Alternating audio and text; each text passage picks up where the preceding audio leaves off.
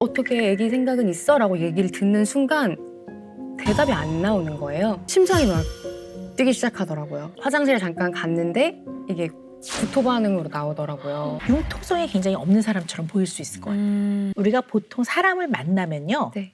잘 지냈어? 얘 의미를 담은 질문들이 있어요. 부부한테는요. 애 소식 있어? 이걸 물어보는 게 안녕? 이거예요. 마음에 있는 솔직한 얘기를 잘 전하지 못해서요. 그게 이제 힘겨운 거를 좀 넘어서 이제 조금 몸에서 반응을 하기 시작했어요. 네. 몸에서 반응. 네, 몸이 좀 어디가 아프다거나 뭐 이러기 시작했어요. 그래서 제가 제 마음을 타인에게 전달할 때 어떤 방법을 쓰면 제가 좀 마음이 편해지지 않을까 이런 게 고민이어서. 네. 사실 이제 왜 이게 화가 나면은 화병 난다는 얘기는 들어도 있죠. 할 말 못했다 그래서 막 병일 수 있지 근데. 이게 막 몸에 이렇게 반응이 막 나타나고 이런 얘기 나 처음 들어봤는데 이런 경우가 있나요? 화병 아닌가? 정확하게 우리 소율 씨의 마음을 좀 따라 들어가기 위해서는 더 네. 자세한 얘기를 들어봐야 될 것 같은데요. 특히 네. 좀 이런 주제에 대해서는 내가 굉장히 말하기 힘들다 하는 특별한 주제가 좀 있으세요? 저는 누가 저한테 피해를 끼치는 일이라기보다 요새 말하기 힘든 주제일수록 더 말하는 게 힘들어져요. 예를 들면 좀 누군가 부당함을 당했을 때 속에서 말을 하고 싶어서 심장이 두근거리기 시작해요. 근데 그거에 맞는 정확한 단어와 상대방이 얘기를 들으면서도 기분이 나쁘지 않을 만한 단어를 찾느라 말을 못해요. 그리고 집에 와서 아파요. 말을 못해서. 네. 그게 계속 생각나요? 계속 생각나요. 하고 싶은 말이 많은 것 같아요. 그러니까 뭔가 발언을 하고 싶은 주제가 있고 그 부분에 있어서 생각이 확실하면 말하면 되는데 잘 못하는 편이에요. 그걸 못하고 혼자 송아리를 하는 게 스스로 너무 바보 같은 거예요.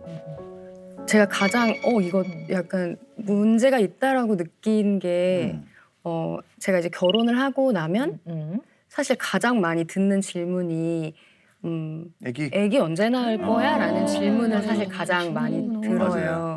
근데 그게 제가 나이가 아예 어릴 때면 이제 천천히 준비할 거예요 라고 얘기를 할 수도 있는데 제가 나이가 이제 38이기 때문에 의학적으로는 살짝 나이가 좀 있는 편이잖아요. 그래서 이제 어떤 분들께서는 아이 언제 낳을 거야? 그래서 아직 생각 중이에요 라고 하면 야, 네 나이가 있는데 빨리 낳아. 이 말이 스트레스였던 것 같아요. 왜냐하면 저는 솔직하게 말씀드리면 아직 2세에 대한 계획을 세우지 못했어요. 저는 제가 개인적으로 느낄 때 엄마가 될 준비가 안 돼 있다고 생각해요. 근데 제가 아직 준비가 안 돼 있다고 말하는 게 맞는 걸까라는 생각 때문에 계속 대답을 회피해 오다가 제가 그날은 컨디션이 좀 안 좋았을 수도 있고 다른 일 때문에 기분이 안 좋았을 수도 있는데 어떻게 애기 생각은 있어? 라고 얘기를 듣는 순간 대답이 안 나오는 거예요. 대답이 안 나오고 갑자기 심장이 막 뛰기 시작하더라고요. 그래서 생각 중이에요 라고 웃으면서 얘기를 하고 심장 두근거리면 안 멈춰가지고 잠깐 앉아있다가 화장실에 잠깐 갔는데 이게 구토 반응으로 나오더라고요. 근데 그 한마디 들었는데. 네, 근데 저도 어려웠던 게 분명히 저한테 호의적으로 결혼을 했으니 뭐 아이를 가져야지 이런 느낌이었을 텐데도 불구하고 그 이야기를 반복적으로 계속 듣는 게 너무 힘들었고 그거에 대해서 제가 똑부러지게 제 마음을 얘기를 못했고 계속 삭히고 있다가 이명이 시작했어요. 근데 이게 너무 왜 모두 편하게 살아갈 수 있는 건데 왜 나 혼자 이렇게 이걸 불편한 거를 가슴에 계속 담아두고 있을까? 제가 우리 소율 씨 얘기를 쭉 들으면서요. 네. 소율 씨가 난 사실 거기 동의하지 않았는데 그 말을 못했어. 그리고 집에 왔는데 막 몸이 아프시잖아요. 이런 것들을 신체화 증상이라고 해요. 신체화 증상. 네네. 그러니까 뇌와 마음과 장기, 우리 몸은 다 연결돼 있어요. 그래서 뭔가 스트레스를 받으면 네. 대뇌에서는 이거 안정된 상태가 아니네. 이게 뭔가 내가 더 내 몸과 나의 안전을 지키기 위해서 뭔가 변화하고 움직여야 되네? 왜 우리 구급차가 막 삐요삐요 하면 이거 빨리 내가 비켜줘야 되는 거 아닌가 이런 것처럼 스트레스나 위기에 따른 대뇌의 반응이 거기서 다시 장기에 신호를 보내서 나타난 다양한 반응들이라고 볼 수 있거든요. 그러니까 사실 신체와 양상이 증상이 있으신 거예요. 네. 버스를 타고 가다가 뭐 예를 들면 어떤 할머니께서 올라가는 거를 사람들이 막 도와줬는데 국어를 꿍시렁 댔던 소년이 있어요. 그 소년이 생각나서 혼자 계속 생각을 하다가 어떤 게 더 이상적이었을까? 어떤 게 더 좋았을까? 혹은 내가 거기서 할 수 있는 일이 없었을까? 나는 왜 가만히 있었을까? 그런 생각을 하다 보니까 머리가 좀 아파지는 거예요. 그래서 이렇게 생각이 계속 많아질 바에야 잠을 자야겠다. 그런 생각을 하다가 머리가 아프고 머리가 아프면 잠을 자야 되고 일어났는데 다시 그 생각을 하게 되고 또 그 생각이 휩싸이면 또 자고 싶고 하다가 하루 종일 자요. 근데 전 불면증이 없거든요, 다행히. 근데 문제는 너무 많이 자요. 그러니까 아주 대표적인 예로 중요한 시험을 앞두고 있어요. 고등학교 이제 3학년이에요. 네. 쭉 해나가는데 너무 타이트하게 스케줄을 잡으면 하루 이틀 3일 4일 지나면 스트레스를 받는 거지. 그리고 갑자기 잠이 오기 시작해요. 어제도 충분히 잤는데 또 졸려. 왜냐하면 이제 몸과 뇌를 쉬게 하려고. 그러면 이제 잠도 그럼 신체 증상 중에 하나란 말이에요. 잠을 잤더니 더 펑크가 났네. 오늘 하루 종일 했어야 되는데 그러면 어떻게 돼요? 그 다음엔 배가 자꾸 아파요. 배가 살살 아프고 소화가 안 되는 것 같고 제일 흔한 게 두통과 복통이에요. 머리가 아프고 배 아프고. 누워 있어도 또 공부해야 되는데 하면서 스트레스 또 받아. 그래서 드디어 시험 전날에는 위경련이 일어났어요. 그래서 그러는 거구나. 그리고 시험 날은 위경련 때문에 시험 못 보러 가지. 예를 들면 이런 얘기들이에요. 그러니까 네네. 시험이 딱 지나고 나면 안 아파요. 그래서 이 신체화 증상이 있는 분들은요. 평생 자기가 굉장히 몸이 약하다고 생각해요. 여기저기 아프니까. 가만히 보면 종합병원이야. 여기저기. 그래서 요 병원 갔다 저 병원 갔다 그러기도 하는데 그래서 맨날 본인의 몸이 약하대. 오래 사는 경우가 많아요. 왜냐하면 병원을 자주 다니기 때문에 검사도 자주 해. 심장이 너무 뛸 때 심장이 안 좋은 줄 알고 실제로 네네. 병원에 갔어요. 네네. 근데 병원에서 검사를 하더라고요. 근데 부교감 신경이 높다? 이런 얘기를 듣고 그냥 부교감 신경이 높구나 이러고 말았거든요. 저도 사실은 그게 계속 지속되는 게 아니니까 그런 것 같아요. 네. 건강해요, 저. 네. 맞아요. 그래서 이 신체화 증상이 있는 분들은요. 꾀병하고는 다른 거죠. 뭔가 여러 가지 자극에 의한 나를 지키기 위한 다른 재배치가 일어나고 이제 반응이 생기는 건데 위가 아프다고 해서 위 자체 문제가 있다든가 심장이 좀 빨리 뛴다고 해서 심장이 왜 심근경색이라든가 뭐 협심증 이런 거 같은 심장 자체 문제가 있는 게 아니라 그렇게 증상은 나타나지만 원인은 다른 데 있다고 보는 거죠. 네. 그래서 이걸 잘 알고 계셔야 돼요. 네네. 우리 소율 씨 얘기를 쭉 들으면서요. 네. 소율 씨가 본인의 생각을 네. 편안하게 네. 당당하게 말을 못하는 이유를 찾아냈어요. 일단 한편으로 보면 좀 융통성이 굉장히 없는 사람처럼 보일 수 있을 거예요. 근데 유연성과 융통성은 뭐냐면 때와 장소와 사안의 중대성을 다 고려하는 거예요. 우리가 보통 사람을 만나면요. 네. 잘 지냈어? 의 의미를 담은 질문들이 있어요. 그러니까 예를 들어 결혼을 한 지 얼마 안 된 부부한테는요. 애소식 있어? 이걸 물어보는 게 안녕? 이거예요. 잘 지냈어? 이렇게 물어보는 의미가 있는 거거든요. 근데 이거를 남편이 여보 우리 자녀 계획은 어떻게 할까? 그럴 때는 나는 아직 조금 준비가 안 돼 있는 것 같은데 우리 얘기를 좀 해봅시다. 이렇게 같은 질문도 누가 어떤 상황에서 질문하느냐에 따라서 의미가 다 다른 거거든요. 그런데 그냥 소율 씨가 신혼댁이라는 거를 아는 지인이 아유 아이 소식은 없어? 이렇게 물어본 거를 마치 내가 아이를 가져야 되냐 말아야 되느냐부터 시작해서 나한테 아이란 무슨 의미인가 이 고민의 의미를 부여하시는 것 그런 면이 있으신 거예요. 그러니까 우리가 밥 먹었어? 그럴 때는 이제 안녕? 이 얘기이기 때문에 아이 그럼요 이렇게 하는 거지. 이게 안 먹었는데 내가 그럼요라고 하면 내가 거짓말을 한 거네 이렇게 생각 안 하거든요. 근데 사실 저 왜 우리 한국인한테는 밥이 인사잖아요.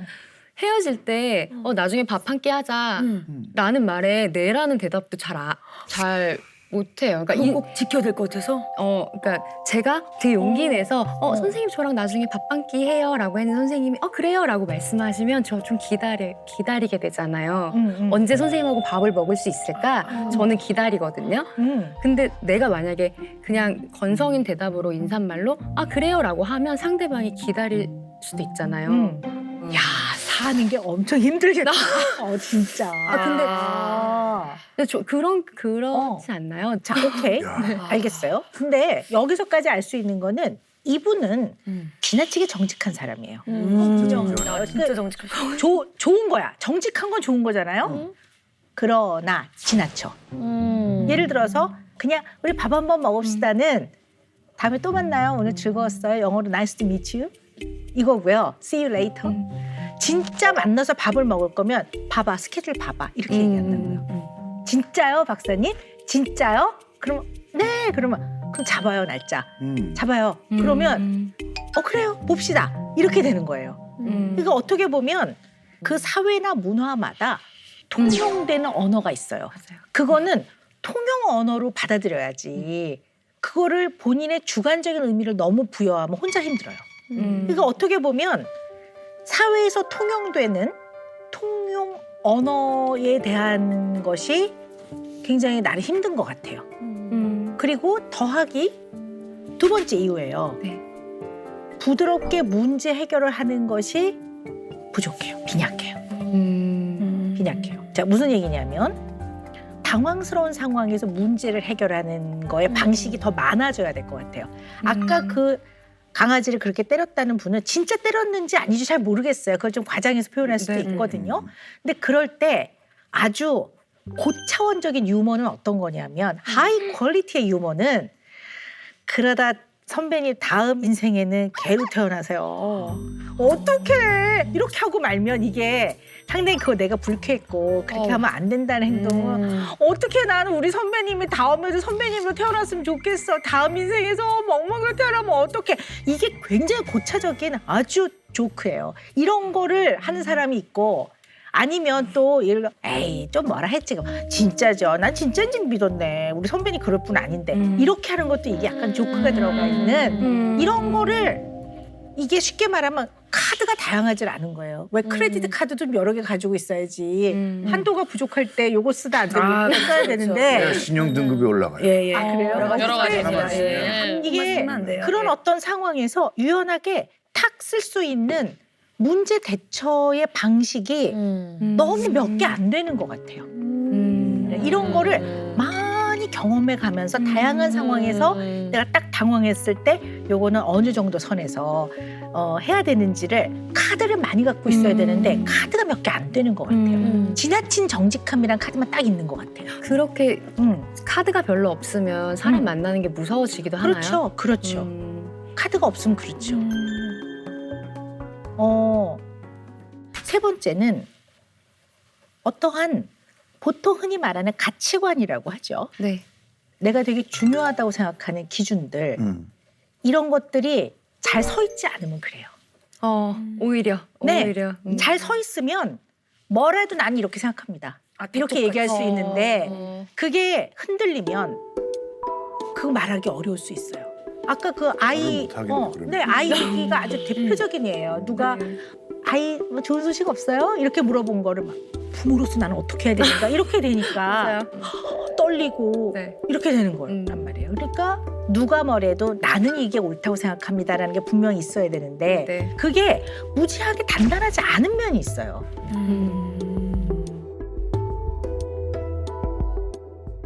정말 정직하다 못해 지나치게 정직하신 분이기 때문에 이 소유 씨의 마음 안에 정직의 반대말은 정직하지 않은 거잖아요. 네. 그죠?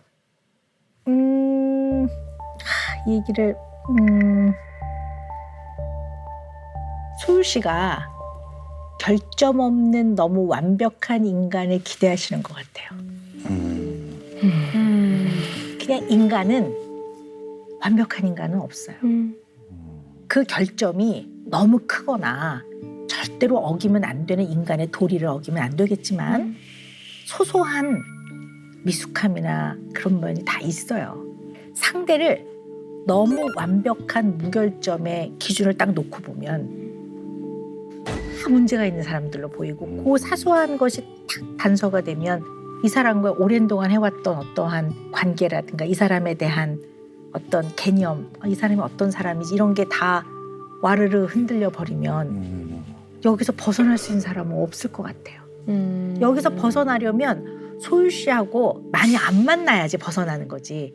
조금이라도 자주 만나고 관계가 깊어지면 반드시 자극을 주고받거든요. 네. 주고받다 보면 그 자극에는 좋은 자극도 있지만 때로는 마음에 안 들기도 하고 무슨 저런 말을 해 하는 자극들도 있거든. 그러면 이 자극에 이런 게 다 흔들려 버리면 사람을 좋아하지만 사람이 두렵잖아요. 네. 그래서 상대방에 대해서 어떻게 보면 완벽한 모습을 내가 자꾸 기준 삼나 이런 생각도 해보셔야 될 것 같아요. 네, 맞아요.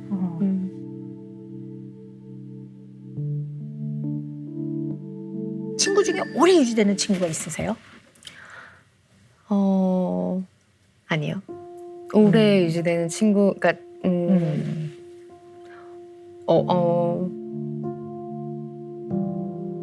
오랜 시간 동안 유지되는 친구 보통 뭐 초등학교 때부터 친구가 있고 이러는데 저는 학창 시절의 친구들은 커가면서 가치관이 달라지고 그 친구와 싸우고 싶지 않기 때문에 조금 멀리 해왔던 것 같아요. 왜냐하면 선생님 말씀대로 제가 좋은 사람이 되고 싶다 보니 상대방도 좋은 사람이길 바라는데 사람은 누구나 실수를 하잖아요. 그거를 힘들어 하나 봐요.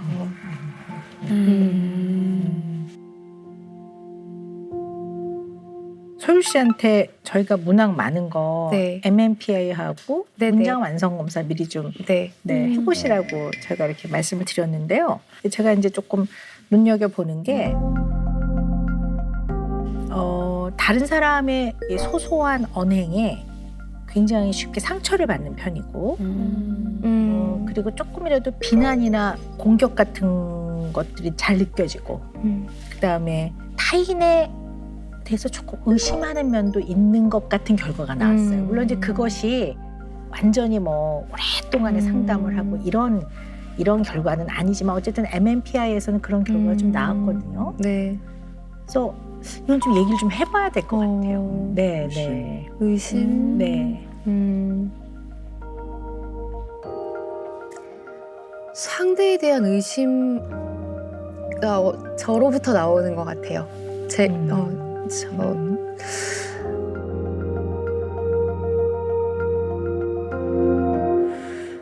안 읽고 싶었는데.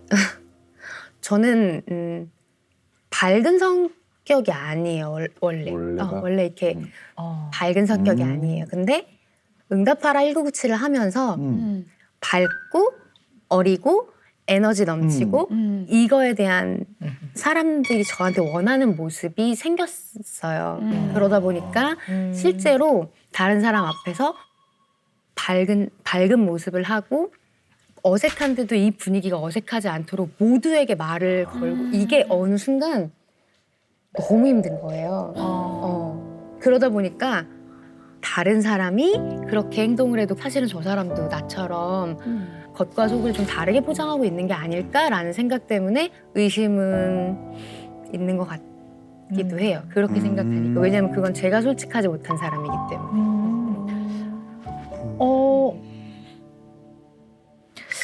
이런 표현이 어떨지 모르겠는데 소율 씨는 어떤 면에서는 약간 그게 습자지 같아. 습자지. 종이야. 그래서 상대가 주는 자극이 마치 화선지에 물이 스며들듯이 바로 확 스며들어서 그냥 영향을 너무 많이 받아버리는 그런 면이 좀 있어 보이는 것 같아요. 그러니까 그대로 그냥 스며들어 버리면 이분이 준 영향에 그냥 내가 다 휘둘려 버리는 거죠. 그리고 막 괴롭고 고통스럽고 집에 와서 막 떨리고 며칠을 알아 눕고 지금 그러시는 것 같거든요. 왜 그럴까 하는 거예요. 왜 그럴까? 왜 그럴까요?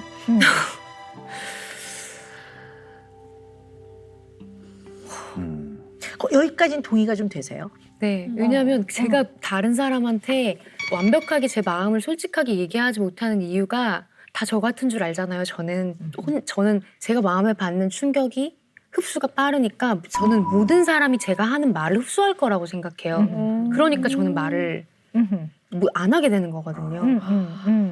이 습자지 같은 형태는 결국 감정적으로는 되게 불안한 상태인 거예요. 왜냐면 내 기준이 없고 아예 그건 아니야. 이게 없으면 쫙 스며들어서 소율 씨를 확 흔들어 놓는단 말이에요. 불안이란 말이에요. 어디서부터 온 걸까? 집에서는 큰 문제가 아닌데 교우 관계에서는 문제가 아예 없지는 않았던 것 같아요. 왜냐하면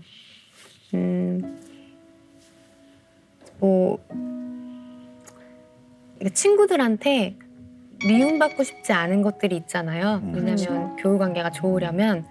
그래서 친구들한테 미움받지 않기 위해서 제 진심이 아닌 행동도 엄청 많이 하고 그리고 누군가가 나 때문에 기분이 상하는 게 싫어서 막 엄청 퍼주기도 하고 하지만 내가 너한테 이렇게까지 잘해주고 너하고 이렇게까지 친구가 되고 싶어 하는데 저 아이가 나를 받아주지 않으면 어떡하지? 라는 불안이 있었던 것 같아요. 그게 시작이라면. 그래서 자퇴를 하고 싶다고 말씀을 드렸는데 자퇴할 때 허락을 해주셨거든요. 부모님 양쪽 다. 근데 보통 반대를 하시잖아요. 근데 저를 100% 믿고 허락을 해주셨어요. 왜 그런 거니라고 물어보셨을 때 경쟁을 하다 보면 친구들하고 사이도 안 좋아질 수 있고 내신 성적도 검정고시를 보는 게 더 좋을 것 같아라고 말씀드렸을 때 나는 너 믿어. 너 믿고 네가 하고 싶은 거를 책임감 있게 보여줘. 우리는 너를 믿어. 어느 부분에서는 저를 믿고 허용해 주신 것도 사실 일반적이진 않잖아요.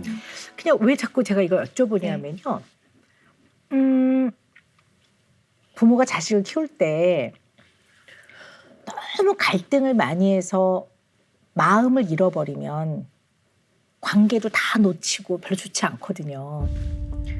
그렇다고 해서 다 들어주는 것도 바람직하진 않거든요. 왜 사람이 불안한 게 이유가 굉장히 다양한데요. 그냥 그 중에 하나를 얘기해 보자면 어릴 때 부모와의 양육 환경에서 지나치게 허용적이어도 불안해요. 자식이 저 자퇴할래요 이래요. 그러면 물론 공부는 할 수 있는 방식이 많죠. 그리고 어떤 것만이 유일한 건 아니에요. 그러면 학교를 계속 다니게 하느냐 그만두게 하느냐를 결정하기에 앞서서 아이와 진지하게 지속적으로 치열하게 이 부분을 얘기해 봐야 돼요. 근데 이거를 얘기 안 하고 그래 뭐 널 믿어. 그리고 금방 허락을 해주는 것이 약간 지나치게 허용적으로 키우는 거예요. 그러면 약간의 갈등 상황에서 사람들이 느끼는 다양한 감정들이 있어요. 이 다양한 감정을 공유하기가 쉽지가 않아요. 그러니까 자식을 믿어주는 건 맞는 거예요. 그리고 자퇴를 허락하는 건 나쁜 거 아니에요. 맞아요. 제 얘기는 중간 과정에서 조금 더 치열하게 감정과 생각을 충분히 나누고 이 나누는 과정에서 내가 아닌 타인의 감정과 생각을 느껴보고 이들은 보편적으로 이런 생각을 하는구나를 토론하고 이 과정에서 자기 기준이 생겨요. 세상은 이런 관점으로 보는구나. 많은 사람들은 이렇게 생각하는구나인데 많이 경험하고 어떤 기준을 갖고 행동해보고 그걸 또 가까운 사람하고 얘기를 나누고 하는 과정에서 생활 속에 자기 기준이 생겨요. 근데 그걸 경험을 많이 하셔야 될 것 같아요. 네. 그래서 이런 게 좀 단단해지면 조금 편안하거든요.